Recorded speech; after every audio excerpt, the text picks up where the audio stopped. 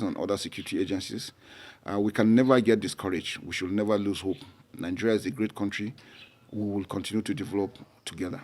I'm sure you've followed some discussions we've had with members of the National Assembly on the issue, on the need to increase the salaries of personnel, to increase our ration cash allowance so that we'll be able to feed properly. We're happy that that has been taken into consideration, and we're sure that the troops will get more remunerations going further. Apart from that, during the festive periods, the service chiefs, the minister, the NSA have together we've gone around all the theaters to try and encourage our troops. We had lunch with them so that for them to know that we're with them, we're together, being that they cannot be with their families like every other person because they're standing in for other Nigerians to be able to do their own duty. And so we are putting all this in place to ensure that the troops are well taken care of and their capacities enhanced so that they can continue to do the job they're doing. Well, generally I can't give you our operational plans, but Nigerians should be rest assured that we'll continue to intensify our operations.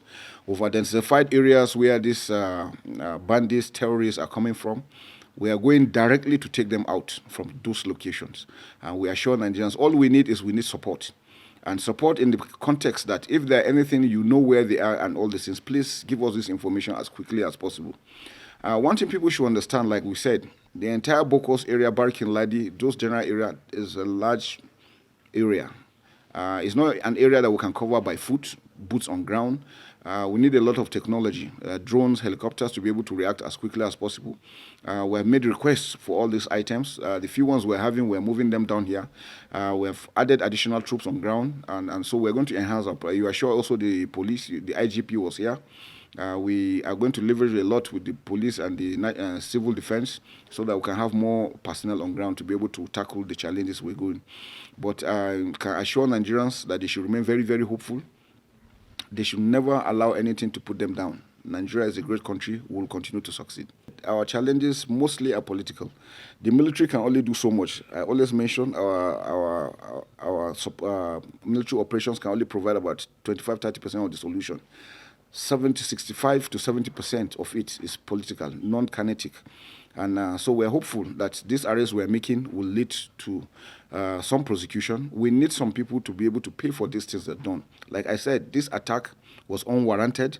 There was no reason for this attack. There were some individuals on their own that felt they wanted to embarrass the president, wanted to embarrass the nation as a whole. Because this incident, if you notice, the entire world is talking about it. And I think that's what they wanted. I want to appeal to the media that, yes, you're doing so much, but please try to be mindful of the words being used, how you propagate this information around, so that our troops don't feel unappreciated. They are out there in the bushes, in the forests. They're getting killed themselves, but nobody seems to want to bother when they are killed.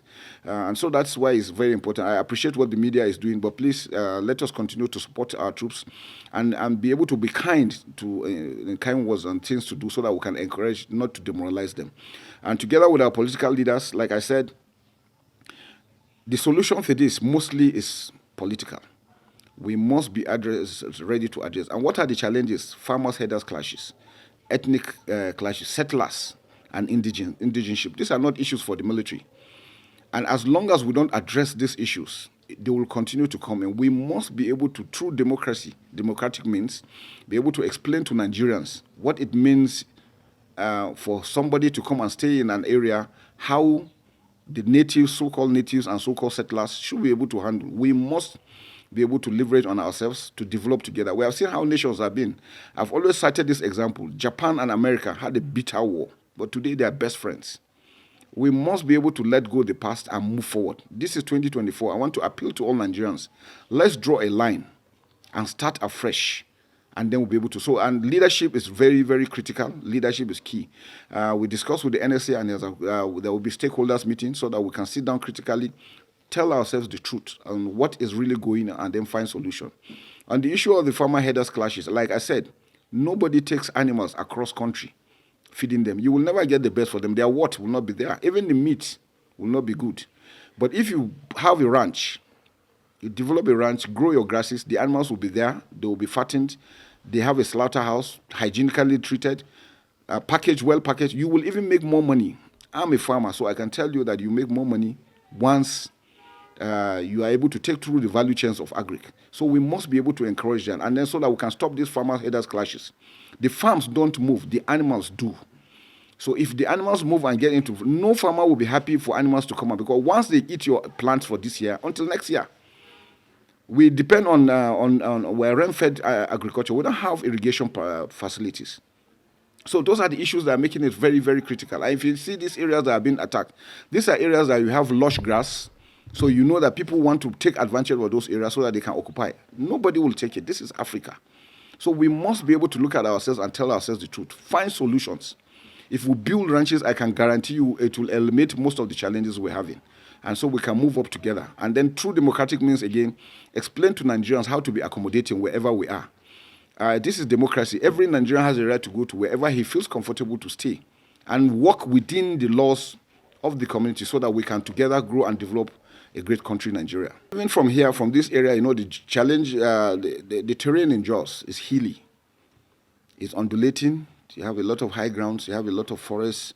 So even traversing those areas with vehicles or even on foot is not easy. But like I said, we're going to leverage on a lot of technology. We're going to have a lot of eyes in the sky so that we can be able to monitor what's going on. And then when we have helicopters, we'll be able to move troops whenever there's any attack. And again, for communities, we want to ensure that they have means of communicating to us immediately something is happening. Like I said, we cannot be everywhere.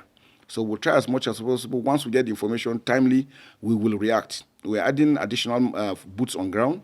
We're getting other security forces to also assist us in making sure that they have enough manpower to that we can work together on ground. But like I said, we need the support of Nigerians. Nigerians must take ownership of these challenges that we're having.